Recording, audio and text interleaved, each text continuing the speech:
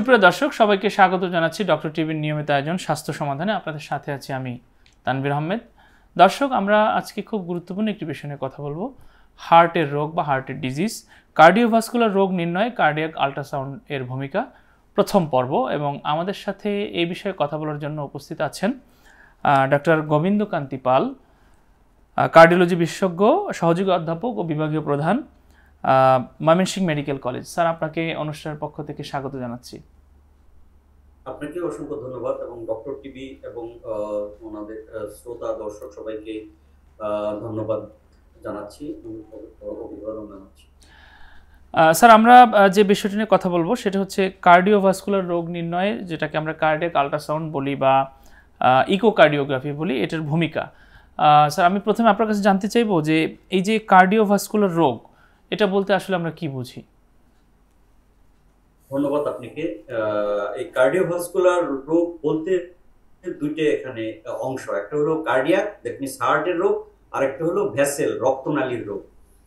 এখন কার্ডিওভাস্কুলার রোগ একসাথেই আমরা সাধারণত বলে থাকি। যে হার্টের রোগ যদি আমরা চিন্তা করে থাকি, তা হার্টের বিভিন্ন রোগ, যেমন হার্ট অ্যাটাক হয়, যেটা আমরা বলি যে ইসকেমিক হার্ট ডিজিজ, প্রচন্ড হার্টের ব্যথা নিয়ে হসপিটালে ভর্তি হয়। তারপর হলো যে আরেক ধরনের আছে যে জাস্ট জোরে হাঁটলে বা সিঁড়িতে উপরে উঠলে বুকের ব্যথা হয়, এটাও এক ধরনের ইসকেমিক হার্ট ডিজিজ, যেটা কিনা মানে চরম পর্যায়ে বা পৌঁছায় না, যে জন্য তাকে ভর্তি হতে হবে। ওই পর্যায়ে ট্রিটমেন্ট দিলে হয়তো তাকে আমরা আবার নর্মাল লাইফে ফিরে আনতে পারবো। 20 মিনিট হাঁটলে সে আর হাঁটতে পারে না, প্রচন্ড বুকে ব্যথা হয় বা দাঁড়িয়ে পড়তে হয়, রেস্ট নিতে হয়, এটা এক ধরনের। আর প্রচন্ড হার্ট অ্যাটাক বা প্রচন্ড ব্যথা হয়ে তারপরে ভর্তি হয়, তো এখন কথা হলো যে আর আর হার্টের ভিতরে যে জন্মগত ত্রুটি থাকতে পারে, সেটা বাচ্চাদের ক্ষেত্রেও হতে পারে, তারপরে মিডিল এজে এল্ডারলি পেশেন্টের অনেক সময় অনেক পরে ধরা পড়ে হার্টের ভিতরের যে সমস্যাগুলো, হার্টের ভিতরে ছিদ্র, তারপরে হার্টের জন্মগত ত্রুটি, সেগুলোও কিন্তু হার্ট ডিজিজের মধ্যে পড়ে। তারপর হার্টের দেয়ালের ইনফেকশন হতে পারে, আমরা মায়োকার্ডাইটিস, পেরিকার্ডাইটিস বলি। হার্টের দেয়াল আছে অনেকগুলো, সে যেমন পেরিকার্ডাইটিস, টিউবারকুলোসিস যে আমাদের একটা রোগ, যেটা লাংসে হয় বেশি, কিন্তু সেটা কিন্তু হার্টেও হইতে পারে। হার্টের চারিদিকে এই রোগ হয়ে হার্টের চারিদিকে পানি আসতে পারে, সাথে লাংসেও পানি আসতে পারে, বা অন্যান্য জায়গায় গ্রন্থি যে আছে এবং গ্রন্থিগুলোকে অ্যাফেক্ট করতে পারে।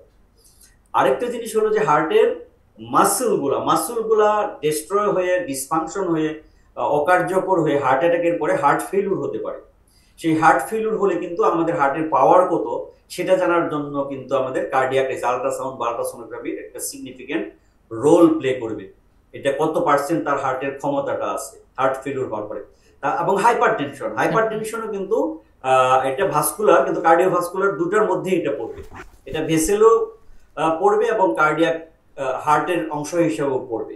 তো হাইপারটেনশনের জন্য কিন্তু হার্ট ফেলিউর হতে পারে। হার্টের দেয়াল প্রথমে মোটা হবে, তারপর আস্তে আস্তে ব্লাড প্রেশার যদি কন্ট্রোল না থাকে, তাহলে কিন্তু আলটিমেটলি হার্ট আর এর এগেনস্টে কাজ করতে পারবে না এবং হার্ট আলটিমেটলি ফেলিউর হয়ে যাবে, এবং সেই কারণে হার্ট ফেলিউর নিয়ে ভর্তি হতে পারে। তারপরে আমাদের এনিমিয়া হয়, যে আমাদের বিশেষ করে গ্রাম অঞ্চলে যাদের প্রেগনেন্ট লেডি, তাদের কিন্তু এনিমিয়া হয়, যে রক্তশূন্যতা হয়, সেই এনিমিক হার্ট ফেলিউরও কিন্তু হতে পারে, হার্টের উপর লোড বেড়ে যেতে পারে। তারপর হলো যে আপনার প্রসবজনিত বা প্রেগনেন্সি রিলেটেড হার্টের কিছু অসুখ আছে, যেমন পেরিপার্টাম কার্ডিওমায়োপ্যাথি, বাচ্চা হওয়ার আগে এবং 6 মাস পরের মধ্যে যদি হার্ট ফেলিউর ডেভেলপ করে, সেই ধরনের পেশেন্টগুলোকে আমরা পেরিপার্টাম কার্ডিওমায়োপ্যাথি বলি, এবং হার্ট ফেলিউর হতে পারে। এবং অনেক সময় আছে জন্মগত হার্টের ত্রুটি বা হার্টের ভালভের সমস্যা, সেটা কিন্তু প্রেগনেন্সিতে হঠাৎ করে প্রথম ধরা পড়লো, এরকমও হতে পারে। যে প্রেগনেন্সিতে এমনিতেই তো হার্টের উপর লোড বেশি থাকে, যেমন আপনি মনে করেন যে তার হার্টের ভিতরে ছিদ্র আছে, আমরা যেটা বলি এএসডি,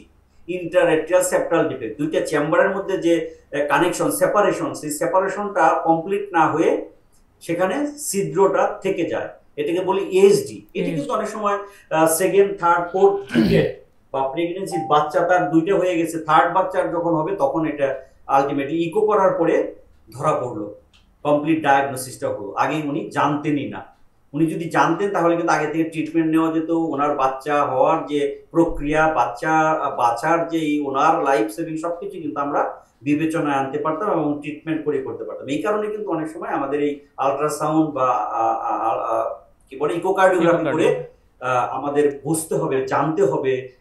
প্রেগনেন্সি সিজারিয়ান সেকশনে বলেন আর নর্মাল ডেলিভারি বলেন, অনেক সময় ইকোকার্ডিওগ্রাফির কিন্তু এখানে রোল প্লে করে। এবং ইকোকার্ডিওগ্রাফি করে কিন্তু ফিটাল ইকোকার্ডিওগ্রাফিও আছে। একদম বাচ্চার মায়ের পেটে থাকা অবস্থায় ওই বাচ্চার জন্মগত ত্রুটি আছে কিনা সেটাও আমরা ইকোকার্ডিওগ্রাফি আল্ট্রাসাউন্ড দিয়ে, কার্ডিয়াক আল্ট্রাসাউন্ড দিয়ে আমরা বুঝতে পারি। ফিটাল কার্ডিয়াক আল্ট্রাসাউন্ড বলে এটা। আমাদের দেশে কিছু কিছু এখন ঢাকার কিছু কিছু জায়গায় হচ্ছে, ময়মনসিংহে এখনো হয়নি। তবে এটাও খুব একটা ভালো একটা দিক যে যদি জন্মগত ত্রুটি থাকে তাহলে আমরা কিভাবে সেটাকে করবো, তার ডেলিভারিটা কেমন হবে, তার ট্রিটমেন্টটা কেমন হবে, এটা কিন্তু আমরা আগে থেকে প্রেডিক্ট করতে পারবো। জি, ধন্যবাদ স্যার, আপনি খুব চমৎকার বলছিলেন। কিছু বলি আমি, ভাস্কুলার কার্ডিওভাস্কুলার যেমন পায়ের রক্তনালী, পায়ে যে আমাদের রক্তনালী আছে সেই রক্তনালীতে কিন্তু ব্লক হতে পারে। সেখানে ভেনাস ভেইন আমরা বলি, যেটা দূষিত রক্ত আমাদের বডি থেকে লাংসে নিয়ে যায় পরিশোধিত হওয়ার জন্য, সেই ভেনাস সিস্টেমেরও কিন্তু ওখানে রক্ত জমাট বাঁধতে পারে। সেই রক্ত জমাট বেঁধে আবার সেই লাংসের ভিতরে একটা প্রেসার ক্রিয়েট করতে পারে, আমরা পালমোনারি এম্বোলিজম বলি, যে কারণে কিন্তু অনেক সময় পেশেন্ট মারাও যায়, সাডেন কার্ডিয়াক ডেথ হয়ে যায় এই পালমোনারি এম্বোলিজম। এবং সিভিয়ার চেস্ট পেইন হয়, বুক ব্যথা হয়, শ্বাসকষ্ট হয়, সেটা হার্ট অ্যাটাকের মতোই মানে তার এইগুলো উপসর্গগুলো হয়ে থাকে। আরেকটা হলো যে পায়ের যে আর্টারি গুলা, সেই আর্টারিতে যদি আপনার কোলেস্টেরল জমা হয়ে যায় তাহলে কিন্তু এই রক্ত চলাচল বন্ধ হয়ে যায়, আস্তে আস্তে পায়ের যে এইগুলা মাংসপেশিগুলা শুকিয়ে যায় এবং উনি বেশি দূর হাঁটতেও পারে না। এটা পরবর্তীতে পায়ের এটা যদি আপনি না করেন, রিভাস্কুলারাইজেশন আমরা বলি, বা এটা রক্ত তরল রাখা বা কোলেস্টেরল ওষুধ যদি ঠিক মতো না খায়, সিগারেট স্মোকিং এগুলো যদি না কমিয়ে দেয়, তাহলে কিন্তু সেটা কমপ্লিকেশন আস্তে আস্তে বাড়তে থাকে এবং অনেককে পচন ধরে যায় পায়ের ভিতরে, অনেক সময় পা অ্যাম্পুটেশন করে ফেলতে হয়। জি স্যার, খুব চমৎকার বলছিলেন আপনি। আসলে কার্ডিওভাস্কুলারের রোগ আমরা যদি বলি, এটার ব্যাপ্তিটা অনেক বেশি, অনেক বিস্তারিত আলোচনা। আপনি অনেকগুলো বিষয় আমাদেরকে বললেন। আমরা যদি স্যার আপনার কাছে একটু এই যে যেটা আজকের আলোচনা, অর্থাৎ কার্ডিওভাস্কুলার কার্ডিয়াক আল্ট্রাসাউন্ড, যেটাকে আমরা ইকোকার্ডিওগ্রাফি বলে থাকি, ইকোটা বললে অনেকে আসলে বেশি এটাকে অ্যাড্রেস করতে পারে। এই যে ইকো, হ্যাঁ স্যার, এইটা সম্পর্কে যদি আমাদেরকে একটু বলেন যে এইটা আসলে আমাদের সাধারণ দর্শকদের বোঝার সুবিধার্থে যে ইকোকার্ডিওগ্রাফি বা কার্ডিওভাস্কুলার আল্ট্রাসাউন্ড আসলে কি জিনিস স্যার? আচ্ছা, ইকোকার্ডিওগ্রাফি এটা আমাদেরকে আমরা প্রথমে তো তাকে তার ইন্ডিকেশন থাকতে হবে যে প্রত্যেক যে কোনো পেশেন্টকে হার্টের প্রবলেম হলে যে ইকোকার্ডিওগ্রাফি করতে হবে এমন ইসিজি দিয়েও শুরু হতে পারে স্যার। সবসময় হ্যাঁ, ইসিজি দিয়েও শুরু হতে পারে স্যার। হ্যাঁ, ইসিজি শুরু হতে পারে। আমাদের ক্লিনিক্যাল ইভালুয়েশন লাগবে, তার হিস্ট্রি নিতে হবে, তার রোগের ইতিহাস নিতে হবে, একটা বেসিক ইসিজি করে নিতে হবে, চেস্ট এক্স-রে করে নেওয়া লাগে অনেক সময়, তারপর ব্লাড সুগার করে নিতে হয়, ট্রোপোনিনও করা যায় স্যার। ইকো করার আগে অবশ্যই ইসিজি এবং চেস্ট এক্স-রে, এটা অ্যাডাল্ট পেশেন্টের জন্য ভেরি মাচ এসেনশিয়াল, খুবই গুরুত্বপূর্ণ। এবং ওই পেশেন্টের ইতিহাস সম্পর্কে জানতে হবে এবং আমাকে স্টেথো দিয়ে সেই আমাদের হার্টটাকে দেখে নিয়ে তারপরে ইকো করতে হবে, এটা ভেরি মাচ ইম্পর্টেন্ট। এবং তার ডায়াবেটিস আছে কিনা, তার কিডনির অবস্থা কি, সেই জিনিসগুলো কিন্তু আমাকে আগে থেকে জানতে হবে। তারপরে আমাকে বের করতে হবে যে কি কারণে ইকো করতে হবে। আমি যেটা বললাম যে একটা হলো যে আমাকে সাসপিশন আছে যে হ্যাঁ এটা হার্ট অ্যাটাক হয়েছে, হার্ট ফেলিউর হওয়ার সম্ভাবনা আছে, তখন আমাকে দেখতে হবে যে এটা হার্ট ফেলিউরের কোন অবস্থায় আছে, কোন স্টেজে আছে। ইজেকশন ফ্র্যাকশন আমরা বলি হার্টের পাওয়ার করার জন্য, এটা যদি 50 এর উপরে থাকে, 50% এর উপরে থাকে, তা আমরা বলি এটা প্রিজার্ভ ইজেকশন ফ্র্যাকশন, কিছুটা মন্দের ভালো আমরা বলতে পারি। আর আস্তে আস্তে যদি 50% এর নিচে নেমে যায়, 40%, 35%, 30%, এগুলো কিন্তু খুবই আস্তে আস্তে ঝুঁকি বাড়তে থাকবে।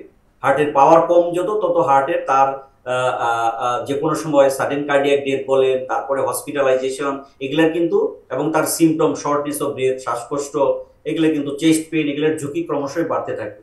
তো ইকো করার ক্ষেত্রে আমাদের প্রথমে চিন্তা করতে হবে যে ইসকেমিক হার্ট ডিজিজ বা হার্ট অ্যাটাক যেগুলো, সেগুলোর ক্ষেত্রেও এটা একটা সাপোর্টিভ ইনভেস্টিগেশন, অনেক সময় কনফার্মেটরি ইনভেস্টিগেশন হিসেবে আমরা এটা ব্যবহার করি, কার্ডিয়াক আল্ট্রাসাউন্ড। এটার জন্য একটা সুনির্দিষ্ট রুম থাকবে এবং সেটা অবশ্যই থাকতে হবে, আপনার এসি থাকতে হবে ভাবে চালানোর জন্য। এবং সেখানে কয়েকটা পার্ট থাকে, যেমন মনিটর থাকে, প্রোব থাকে। সেই প্রোবটা দিয়েই কিন্তু সেই আল্ট্রাসাউন্ডটা, একটা এই ধরনের একটা শব্দ সাউন্ড, সেই সাউন্ডটা আল্ট্রাসাউন্ডটা সেই হার্টের ভিতরে বিভিন্ন জায়গায় পৌঁছে গিয়ে সেখানে যে অসুখগুলা বা সমস্যাগুলা সেটা আমরা ইমেজ আকারে আমাদের মনিটরে আমরা প্রদর্শন করে আর কি নিয়ে আসি। 1950 সালে কত হবে 1950 সালে ইনজি এডলার, এটা হলো সুইডিশ সায়েন্টিস্ট, প্রথমে সেই কার্ডিয়াক আল্ট্রাসাউন্ড উনি প্রথমে এটা আবিষ্কার করেন বা নিয়ে আসেন। জি স্যার।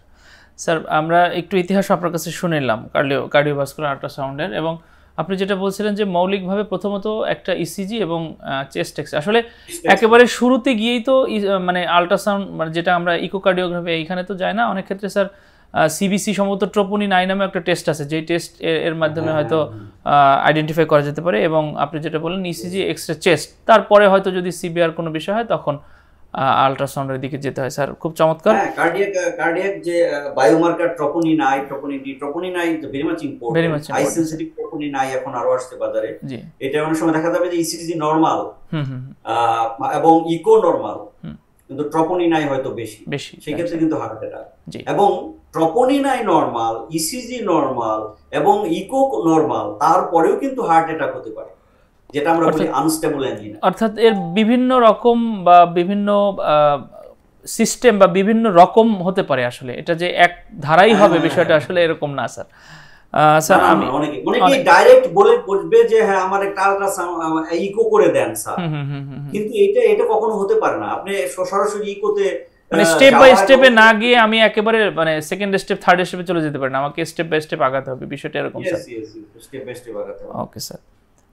স্যার আপনি ইকোকার্ডিওগ্রাফি কিভাবে করতে হয় সেটাও বললেন, আমরা যদি একটু আপনার কাছে জানতে চাই যে এই যে কার্ডিওভাস্কুলার রোগে আসলে এখানে তো মৃত্যুর ঝুঁকি অবশ্যই থাকে, কিন্তু এই যে ঝুঁকির কারণটা কি এবং কতটুকু ঝুঁকির মাত্রা যদি আমাদেরকে একটু বলেন স্যার।